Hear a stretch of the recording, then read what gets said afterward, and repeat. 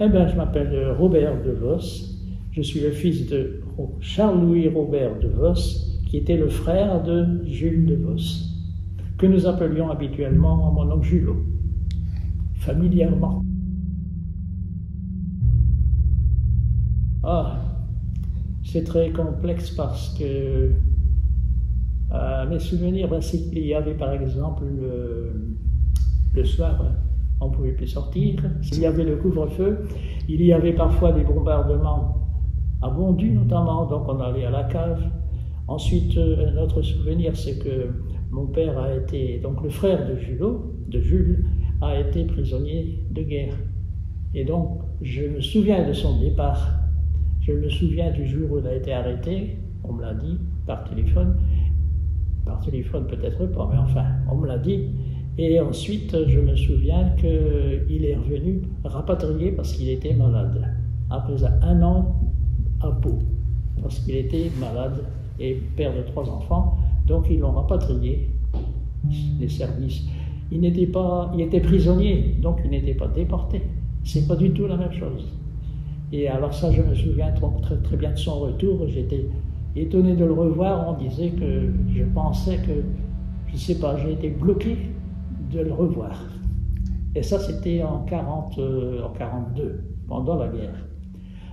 Un autre souvenir, c'est qu'un Anglais a voulu me donner dans le jardin qui est à côté de chez nous, dans la pâture exactement, un casque en souvenir.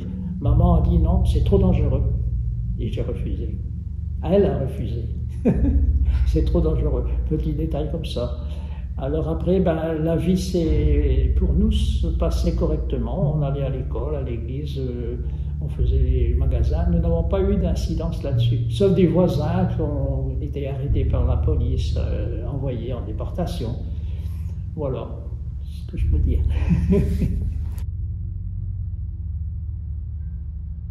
Je sais comment ça s'est passé, mais je l'ai appris le lendemain, le 3. Donc le 3, c'est un dimanche. On allait été à la messe, à Ronc, bien sûr, et au sortir de la messe, ma tante, c'est-à-dire la femme de Jules, est arrivée et nous a dit, catastrophe, il a été tué par les Allemands. Ah bon?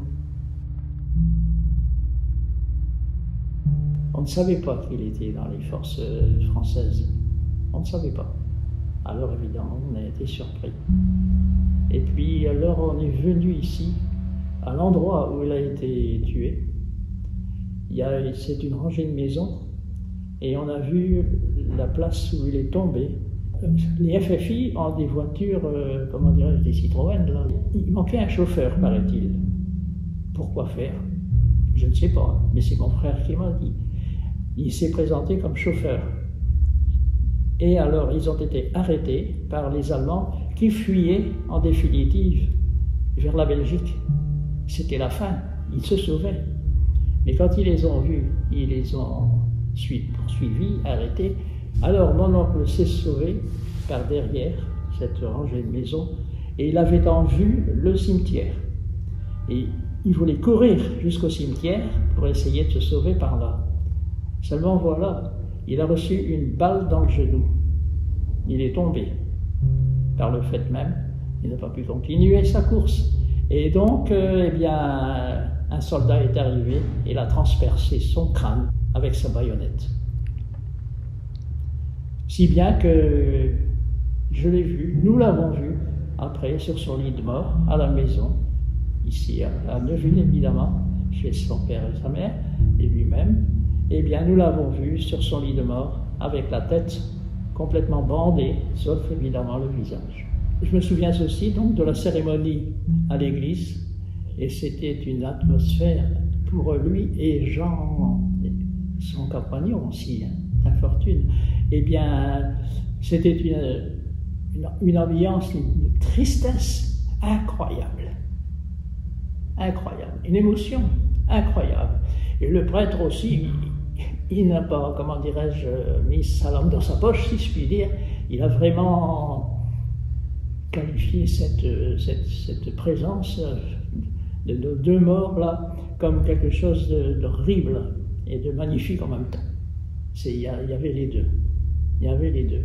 Parce que ce n'était pas quelque chose, comment dirais-je, qui était neutre, puisque c'était des gens qui engagés, donc ils avaient été tués en plein vol.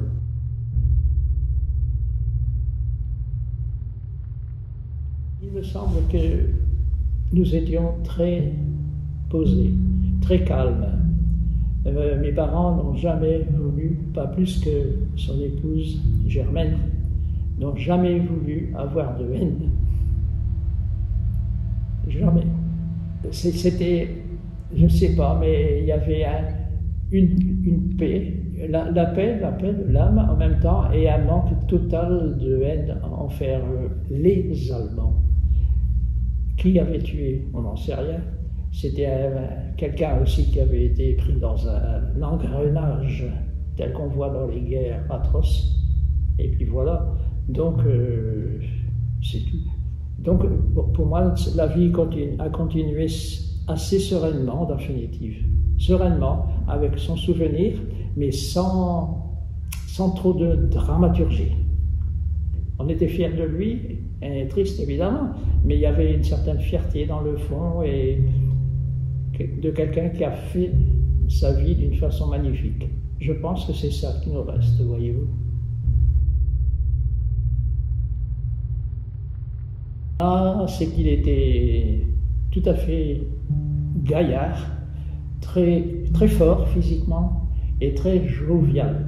Et par conséquent, quand on allait lui rendre visite, nous les trois enfants, il nous prenait, il nous jetait en l'air pour nous rattraper. Voilà le grand souvenir qu'on a de lui. Cette espèce de jeu magnifique d'un gras costaud qui s'amuse avec un enfant comme avec une balle. Mon frère me le disait encore tout à l'heure, je lui ai téléphoné. Puisqu'évidemment, on habitait dans une autre ville, donc on ne se voyait pas. À l'époque, on allait à pied par le sentier de Neuville, qui n'existe plus d'ailleurs. À la jeunesse, eh bien oui, que avant tout, il faut la paix, la paix, la paix, la paix. Et puis que ceux qui sont morts, il ne faut pas qu'ils soient morts pour rien. Ben voilà. Comme dit Victor Hugo sur le tombeau qu'on a mis ici à Neuville, ceux qui sont morts pieusement pour la patrie ont droit qu'à leur cercueil la foule vienne et prie.